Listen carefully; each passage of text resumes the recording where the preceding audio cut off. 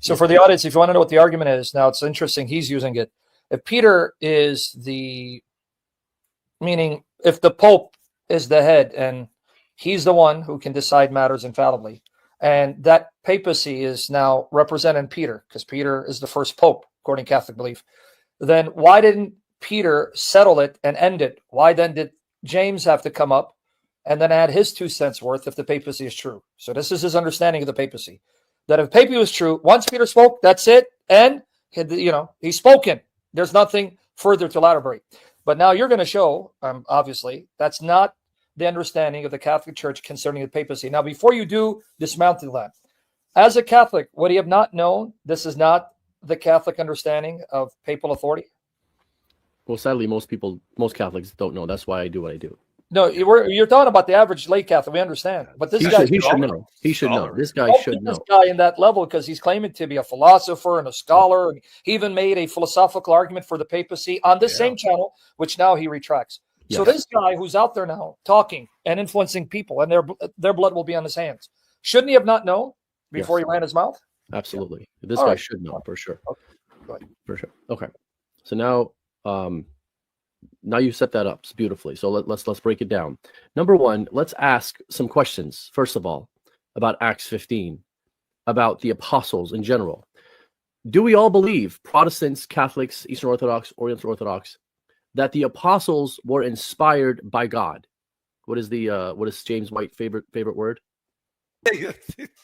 Theopneustos, man. Theopneustos. Okay, that's okay. So all the apostles were God breathed. Not only in what they wrote, but in their whole ministry when they spoke on faith or morals. When they preached the gospel, they were theopneustos. They were God-breathed, right? And St. Paul talks about this. What is it? Is it 2 Thessalonians 2:15? Yeah. Brother, before you go on, let me just clarify what the Protestant or James White's position is. Sure. They were not God-breathed. The Scripture is God-breathed. So I want you to be careful. James White does not say the apostles somehow were that God breathed on them. He says Scripture is God breathed. Yeah. Well, God actually did breathe on them, because he wouldn't say. Yeah, true. What did you say? What did you say? I said God actually did breathe on them, but okay. Yeah, it says John 20:22, but he'll say, well, it doesn't use. He'll get technical. It doesn't use that word. It doesn't use that word. Yeah. That's fine. Well, so what is? I mean, St. Paul says 2 Thessalonians 2:15 that either by word or by letter is the written word of God or the oral word of God. So who cares what James White says? Okay, we'll stick to Orthodoxy. Orthodox and Catholics, we agree that the apostles, when they preach the gospel, because you can't have the apostles preaching anything that's erroneous. Right. You just can't. That means you may have errors in revelation. Public revelation could have errors that would extend out to us today. So that can't happen. So logically, you can't have that. Okay, so if Peter is infallible in all things he preaches, if the apostle James, James is infallible, or if the of Luke is, or Paul, if they're all infallible because they are in the era of public revelation and they can't err, if they can err, then what are we doing here, right? We should all just go home. So some of us are home, but if that's the case, then think about Acts 15 for just 1 minute. If people can just wrap their minds around this, Peter could have answered the question by himself. Paul could have answered the question by himself. All the apostles could have answered the question by themselves because they, as St. Paul says, were preaching the word, whether by letter or by word of mouth. They can't fall into error. They could be hypocrites, as Peter was, but they can't teach error. He's a hypocrite on what he taught. So he taught the right thing, but he didn't do the right thing. Okay.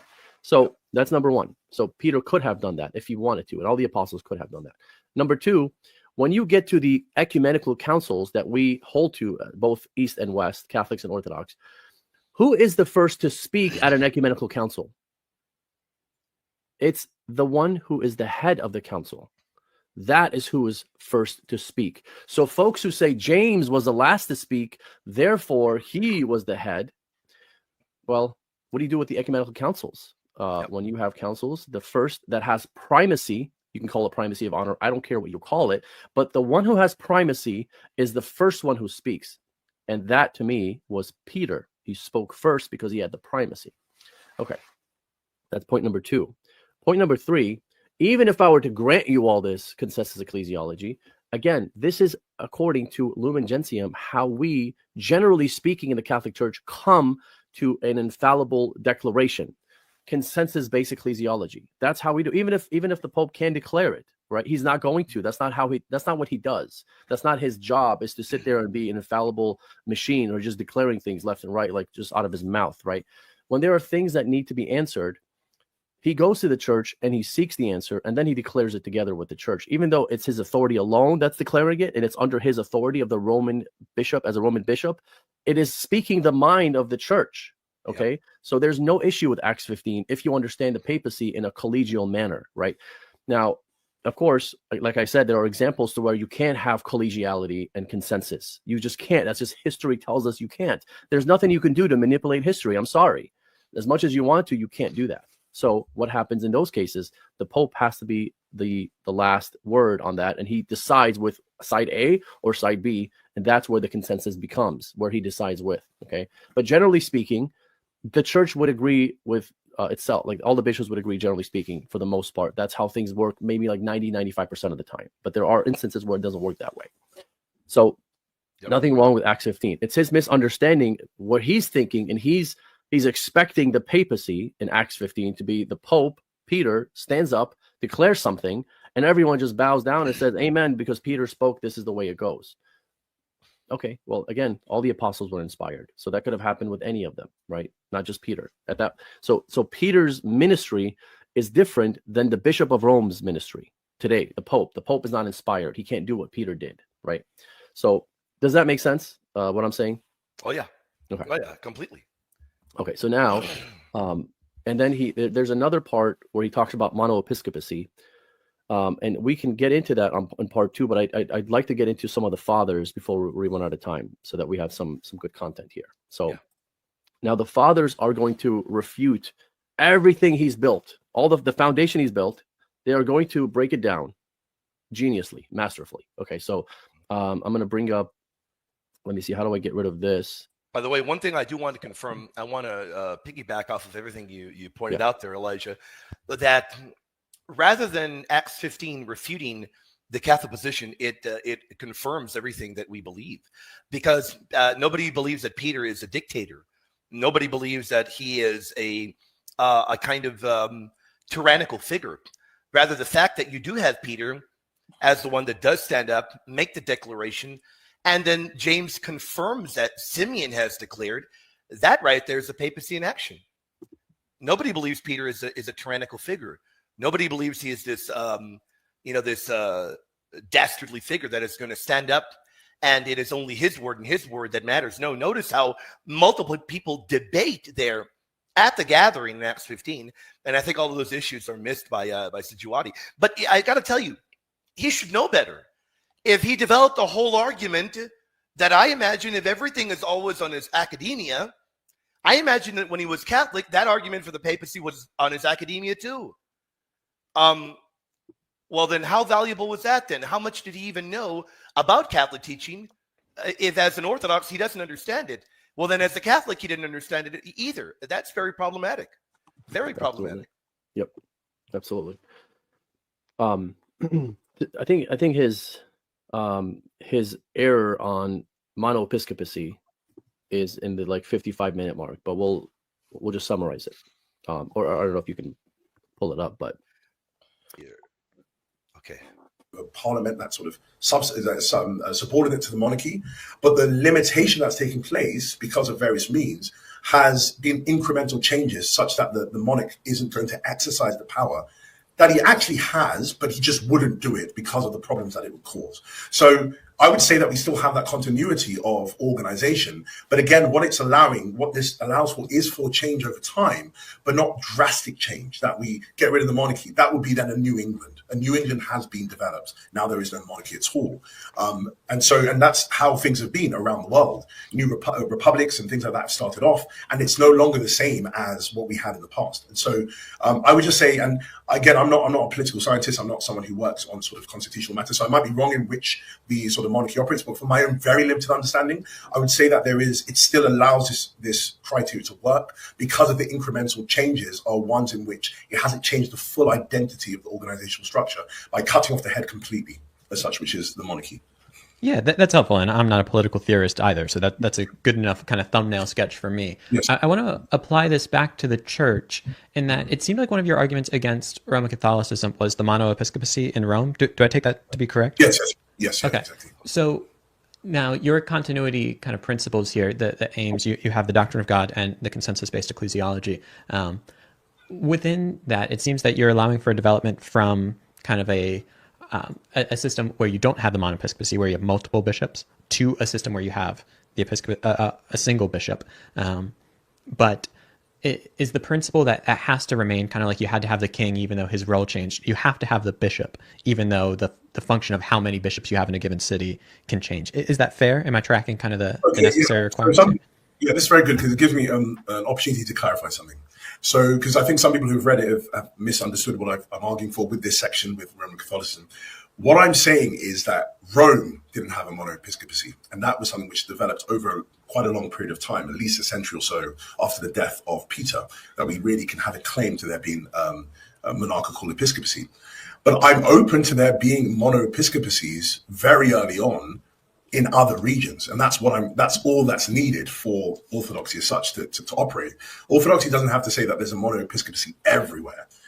Maybe that might not have been the case, but so long as there is a monoepiscopacy in some area that allows the presiding over the Eucharist, then that can be the case. And I think we have evidence of this sort of through the very early writings of Ignatius, where he is, outside of Antioch, but also in other regions, he's sort of greeting the bishops, and we assume then that he's greeting the one bishop that's presiding as a ruling authority over those regions. Pause it for a second, brother. So, and we see. Oh, my goodness. Pause it. So I just want to break down his argument. So for folks who don't understand what he's saying, monoepiscopacy, maybe a lot of people don't know what that means.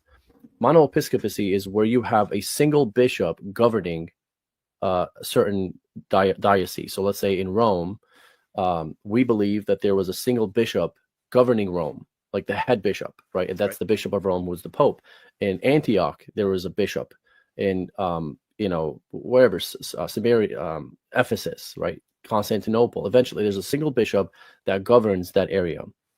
That doesn't mean that's their only thing they govern. Like for the Bishop of Rome, we believe he governs that, and he governs the whole church. He's the head of the church, right? So he's saying, Dr. Sijwadi is saying that in Rome, there was no monoepiscopacy. It was a government of bishops that were governing the city of Rome or the Church of Rome, and therefore you don't have a papacy that's divinely instituted by Christ, because if it early on it was multiple bishops governing the Church of Rome, then you don't have a divine institution of the papacy. You only have the divine institution of the papacy if you have a single bishop that is the head of that local church in Rome. So that's what he's claiming. But now he's saying that in other regions there were monoepiscopacy, and that's how you know that it's apostolic. It's only in Rome that it was not a monoepiscopacy. Maybe in other areas it wasn't, but we know there are some areas that it was, some areas that it wasn't, according to him. Okay, so that's what he's saying. Now, the problem with that, and there's a huge problem, is now we're going to get into the fathers. And then we have so he's saying that Rome did not have a monoepiscopacy. He is throwing all the church fathers in the trash. If that's the case, then the church fathers are no longer reliable in anything, because if they get this wrong, then what can we count on them on? Okay, so here's St. Irenaeus writing in 180 AD, and he says, since, however, it would be very tedious in such a volume as this to reckon up the successions of all the churches, we do put to confusion all those who, in whatever manner, whether by an evil self-pleasing, by vainglory, or by blindness and perverse opinion, assemble in unauthorized meetings. Now, before I continue with this quote, I just want to, we didn't get to the part where he says that he doesn't believe that Rome was a church that was started by Peter. He thinks that it was a church that was kind of organically started by like groups of people that just started appearing, and slowly it became like this grandeur church. And the reason why it's a special church is because Peter and Paul died there, and so their relics were there. And another reason why it's a special church is because the Roman Empire was there. That's why he thinks that Rome is headship, has primacy of honor. That's first. Okay. He doesn't think that Peter and Paul started the church. He doesn't think that Peter started the church. Okay. This is St. Irenaeus. Continuing on. We do this, I say, by indicating that tradition derived from the apostles. So he's saying Irenaeus is wrong. Of the very great, the very ancient, and universally known church, founded and organized at Rome by the two most glorious apostles, Peter and Paul. Can't be any more clear than That's that. a money one. That's a money quote. He says that they weren't. St. Irenaeus says that they were. So we have a Catholic, a former Catholic, who put on his Protestant hat and became Eastern Orthodox. Can I ask you a question, Elijah? Sure. No Eastern Orthodox rejects St. Irenaeus, right? Correct. Absolutely None. not. For them, St. Irenaeus, is he one of their saints? Oh yeah. Absolutely, yes. So my question is, does he not know that St. Irenaeus is a saint in the Eastern Orthodox Church? And does he not know that St. Irenaeus says that the Bishop of Rome was appointed by Peter and Paul, which means the Bishop of Rome had to have been already presiding over Rome in the 60s because Peter and Paul were martyred in the 60s? Yep. Absolutely. That's the logic. He should know better. He really, honestly, I'm not joking around, guys. He should know better. These are elementary blunders. They're really bad. Yeah. I want the people to understand. Eastern Orthodox, Oriental Orthodox, the Catholic Church, Syrian Church, all recognize St. Irenaeus as a saint. Yes. Yep. He's saying Peter and Paul went to Rome, appointed the Bishop of Rome. They were martyred in the 60s. There must have been a Bishop of Rome in the 60s, or Irenaeus is mistaken, and therefore you now destroy the very foundation of our faith, because Irenaeus is the oldest extant writing we have on who wrote the Gospels. That's Matthew, correct. Mark, Luke, and John. Do you guys know that? Yep. And if Irenaeus is a disciple of Polycarp, a bishop of the Bishop of Smyrna, who's an eyewitness disciple of the apostles taught by John, and even Irenaeus admits this, who was martyred, then Irenaeus either did not hear Polycarp correctly, or Polycarp passed this tradition to him, which means either Polycarp did not hear John correctly, or Polycarp lied, or John misinformed him. This guy's a heretic. I don't know if you see that. The guy's a heretic. Sijuati is not simply destroying the Catholic Church, which he can't. He's destroying the Eastern Orthodox Church. He's weaponizing James White and liberals. Oh, yeah. Oh, he's begun weaponizing them already, because if you guys haven't noticed, there are people that are utilizing these arguments that are Muslim.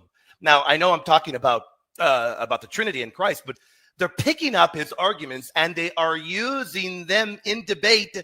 They love him. They love Sijuat Arius. There you go. He's the new poster boy for them. Now, here's the thing. St. Irenaeus, I mean, we can read the full quote and finish the quote, but what he does is he goes through a succession of bishops that go back to the Peter, right? So in Rome, I have him in my article. There you go. So if you want to, yeah, bring that up. That's up to you, because I have the. Yeah, brother, you got that definitely. Yeah, it's on my blog. Let me get it for you because I have it. Because what I've been doing is, whenever I hear you guys mention the fathers, I try to find the quotes and make it a blog to make it available for these guys, because you have it on slides. What I want to do is make it available on the blog so the Christians are listening can go and easily find it and use it. So the Council of Ephesus, I whenever I hear you guys, because guys think I don't listen to you, I go find them and I make blog posts. So here it is. Why? For the benefit of the brothers and sisters who are listening. So they can just go to my blog, Google, oh, here you go. Here you go. Aha, look. I just got to know how to spell Irenaeus. His name is very difficult to spell. Here you go. Here, let me screen share right here, and I'll give it to you guys. So guys, the blog, a bulk of my articles are all church fathers. Because why? I'm trying to learn the church fathers. Yep. On Answering Islam, I was a Protestant, so I didn't really care much for the fathers. Now, however, because I'm the most handsome Buddhist for the papacy. Yep. Now, I love the fathers, and I'm trying to see their theology. So here he gives you the list of Buddhism bishops. Right here, let's go here. List of bishops. That go back to the Bishop of Rome was Peter. There you go. Paragraph. So he's listing the monoepiscopacy of Rome going back to Peter. Yep. Here, let me read who it is. It goes, the blessed apostles then, having found and built up the church, committed into the hands of Linus the office of the episcopate. Now, guys, understand, that means Linus was the bishop in the 60s. Unless he believes that Paul and Peter lived unto the 2nd century in the 100s, so they would have been, over 100 years old. Is that what he believes? They were martyred in the 60s.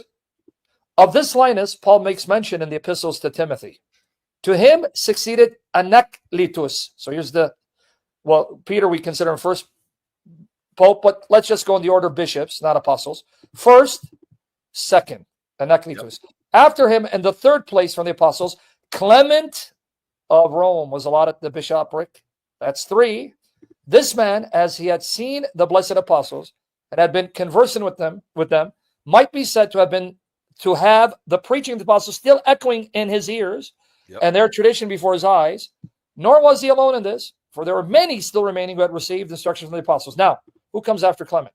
In the time of this Clement, no small dissension having occurred among the brethren at Corinth, the church in Rome dispatched the most powerful letter to the Corinthians. Now, guys, Irenaeus says that letter to Corinthians was written by Clement. Yep. Clement wrote it. And when did he become bishop? He was the bishop of Rome. After who? Anacletus, after Linus. He was the 3rd bishop. That's correct. Right? Church in Rome dispatched the most powerful letter to Corinthians, exhorting them to peace, renewing their faith, declaring the tradition which it had lately received from the apostles, proclaiming the one God. Now he's telling you what they proclaim. The Creator. Because remember, Irenaeus is refuting Gnostic heretics. Right? And from this document, whosoever chooses to do so may learn that he, the Father of our Lord Jesus Christ, was preached by the churches. Now, if you want to know what Irenaeus is doing, he's destroying the Gnostic heretics who said the God of the Old Testament is an evil God and different from the God revealed in Jesus. He goes, you're lying. All the churches started by the apostles and the bishops they appointed, their churches are with us and their successors are with us, and we have an unbroken chain. And they all say the apostles taught the God of the Old Testament is the same God revealed in Jesus. So you're lying. Yep. So he's appealing to apostolic succession to destroy Gnosticism. But to this Clement, there succeeded Evaristus. That's now the 4th bishop. Alexander followed Evaristus, right? So he is now the 5th bishop. 6th from the apostles, Sixtus. Yep. Now he's the 6th bishop. After him, bishop number 7, Telephorus, who was gloriously martyred. Then bishop number 8, Hyginus. And then bishop number 9, Pius. Then after him, Anicetus. Soter have succeeded Anicetus.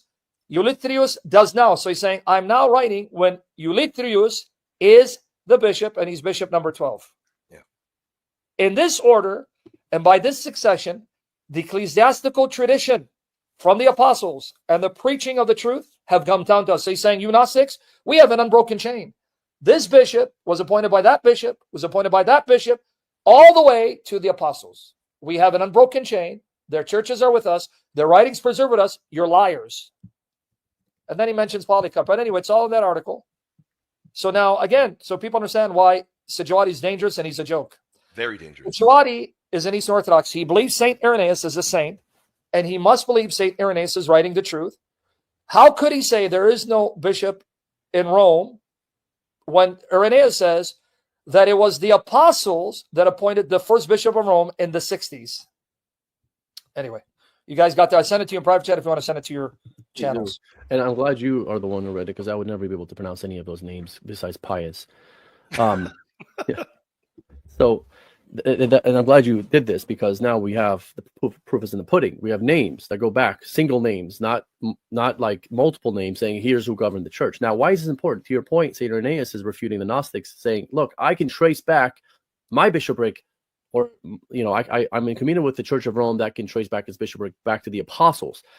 Yep. And he does that, right? It would refute his whole argument if he's not able to do that. And there's multiple bishops, right? And they can claim, oh, this bishop is ours, this bishop. No, there's one. Either you're with that bishop or not. The one that's sitting in the chair today. Now, here's what I think he would say to this argument. And then I'm going to refute that.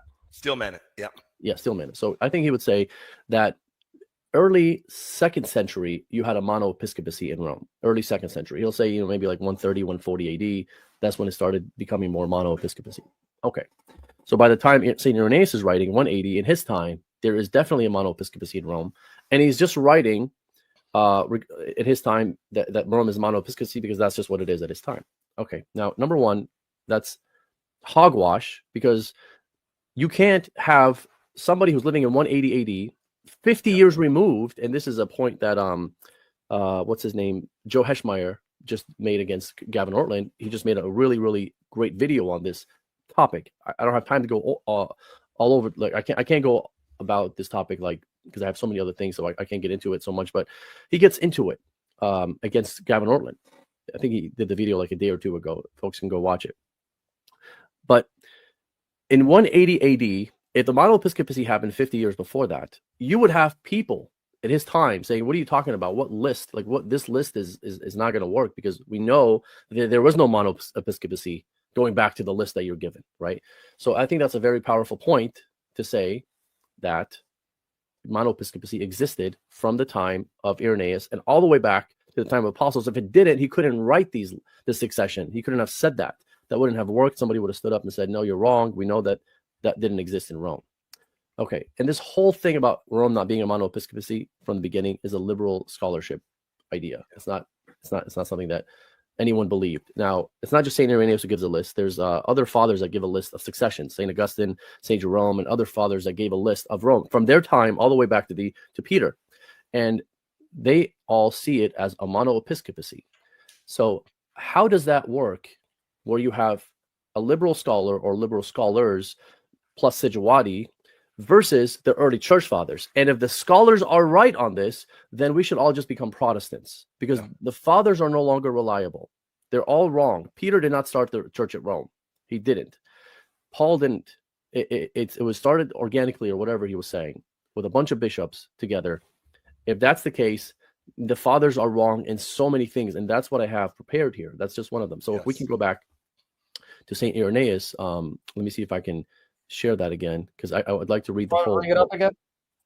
Yeah, I'm gonna. It's no, not that one, but on my slide. Okay, we'll Yeah, bring if it you up don't your slide. So you don't want the Irenaeus one, you just want your slide. Yeah, because I'm gonna finish reading this one. I know you probably have it in yours. It's mine. Mine's is better looking than yours, and it's bigger. Shoot. I agree with that. I'm really bad at this stuff.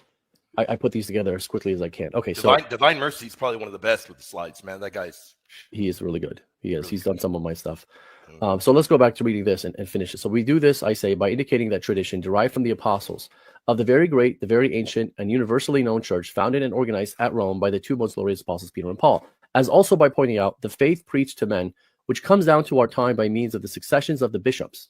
For it is a matter of necessity that every church should agree with this church on account of its preeminent authority, that is the faithful everywhere, and as much as the apostolic tradition has been preserved continuously by those faithful men who exist everywhere. So you have this Saint Irenaeus saying that everyone should agree with Rome. And I know that there's different interpretations of that from Eastern Orthodoxy and non-Catholics that say, oh, well, he's only saying that because, Rome is so glorious and it has the truth. It's just one of the churches that has the truth, not the only one that has the truth. Okay, well, he doesn't say that. He just says what he says and he leaves it there. So next slide is, now we have Saint Optatus. He talks about this idea of the headship being in a local diocese, not a universal headship, right? Yeah.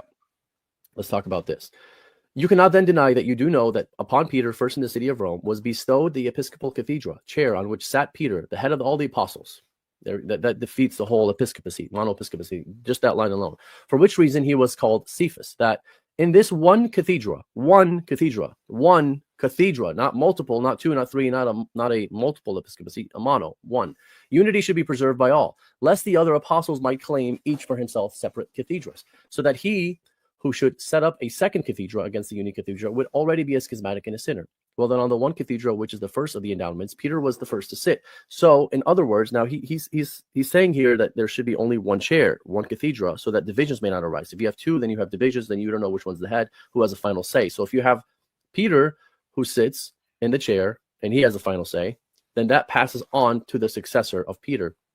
And this is why he says to the city of Rome. He's not just talking about Peter, he's talking about the Bishop of Rome at his time. So the Bishop of Rome sits on that cathedra as the universal head of the church, right? So that if you're in communion with him, you are in the church. If you're not in communion with him, you're no longer part of the church. And this is explicit from the fathers.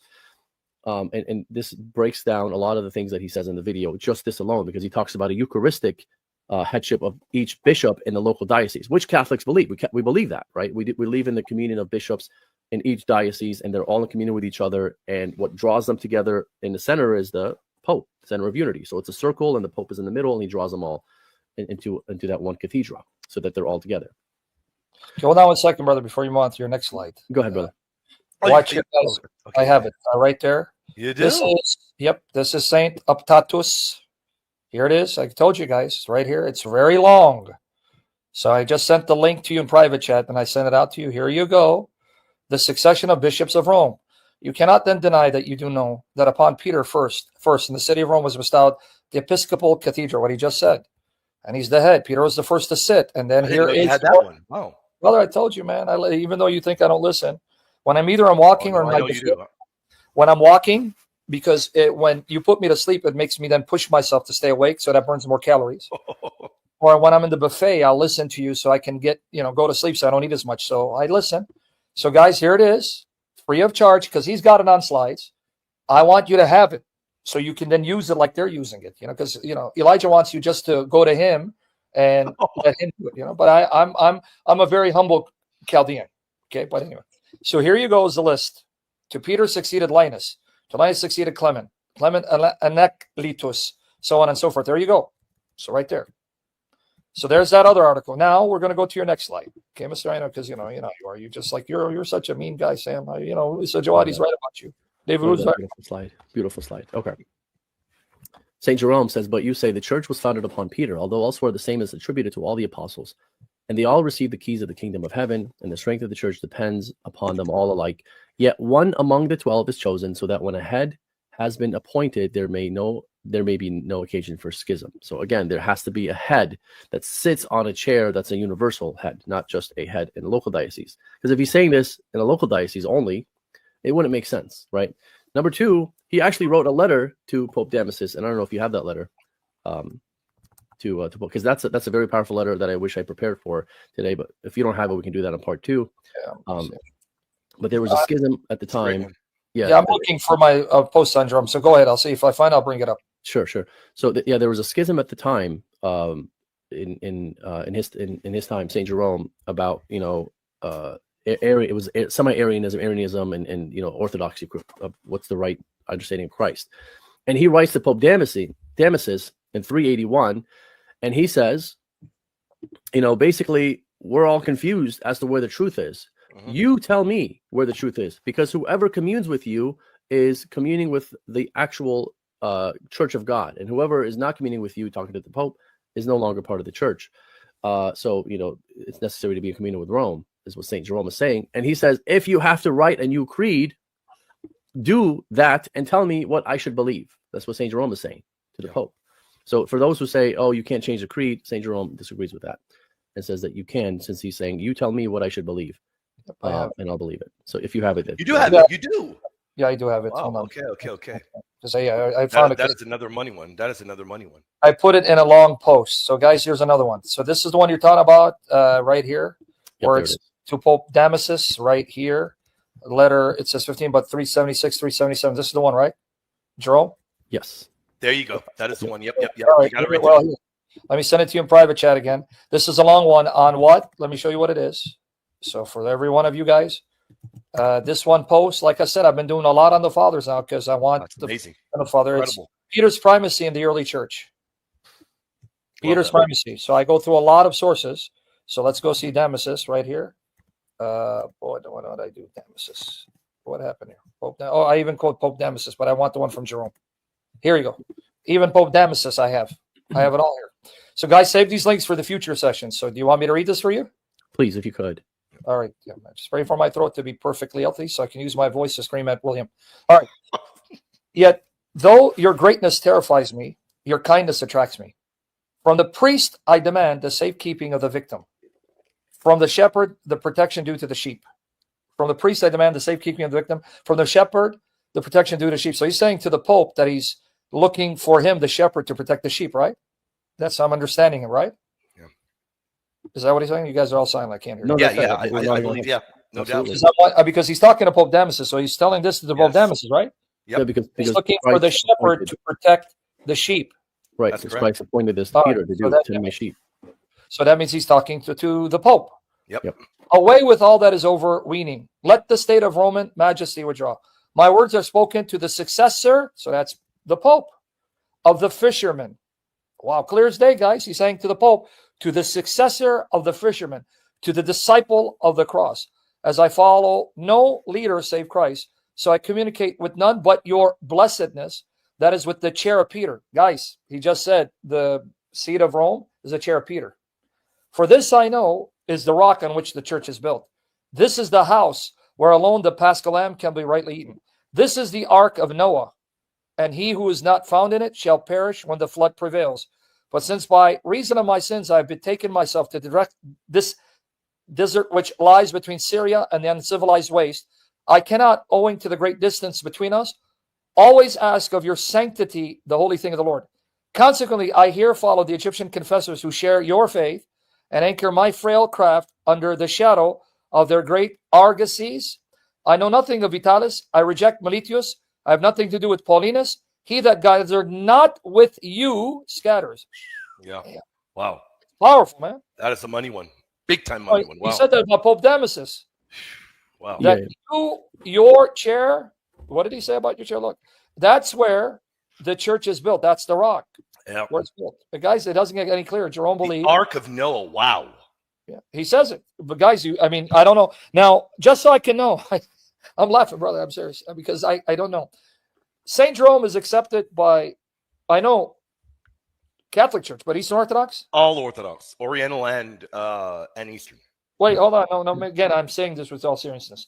Yeah. You're telling me they accept him as a saint. They read him saying this about the bishop, that his seat is the rock, because that's the chair of Peter, and they still don't believe in the papal primacy? It's all flowery, and they would say it's just flowery language. It's flowery language, yeah. Really? Byzantine. That's flowery. I'm not even joking. That's, No, we're not that's joking. The answer. That's the We're not answer. joking. Actually, I debated Father Swayden on this, and you know what he said when I read this to him? I'm not even kidding. You can go back and watch it, and some folks have seen it. They can confirm. He says, "Oh, that Saint Jerome, he was such a kid. He was just a jokester. He was just joking." That's what his answer was. Wow. And so even Oriental Orthodox accept this him as a saint? Yeah. Man, Is he a legitimate? Is he a legitimate priest now? I know he was a deacon. Is he a priest? Sweet. Oh no, I mean, he's the whole like the like schismatic version of Eastern Orthodoxy. Right. Yeah. Pseudo. But he is. Yeah, but he is a priest. I don't know if they have valid. I call him father out of respect. But I don't know. No doubt. Yeah. No, I get that totally. Yeah. I mean, I'm No, just you wondering wanted if he to know. really is. But I so was only curious. Sweden is an idiot. I'm not going to belabor the point. I just want to know again. I'm not going to belabor the point. So every apostolic church goes by to accept St. Jerome as a saint, right? Yeah. So no one can say, no, that's not true. We don't accept him. Correct. They accept him. So, okay. Delta. Now, Yep. so Saint Irenaeus, Saint, I don't know if they accept Saint Optatus. They do. But, They do. okay. They do. And Saint Jerome? Yes. And then you haven't even mentioned Ephesus, which I have. Yeah. And then Council of, and yet they still want to argue against a man. That's okay. Yeah, I really don't know, brother. It's going to get worse. In part 2, it's going to get worse, brother. All right. Yeah. Okay. Well, go ahead. Give me some. I'll give you let's go another 10, 15 minutes. Okay. You want to do some super chats, Elijah? Well, let him do more quotes, then we'll open, unless you guys need to call it. No. I'm good. I'm good. I want to make sure you're okay. And Elijah, you okay? That's what this guy said. Absolutely. Yeah. No. That's. Of course, Jonathan, brother. You know why?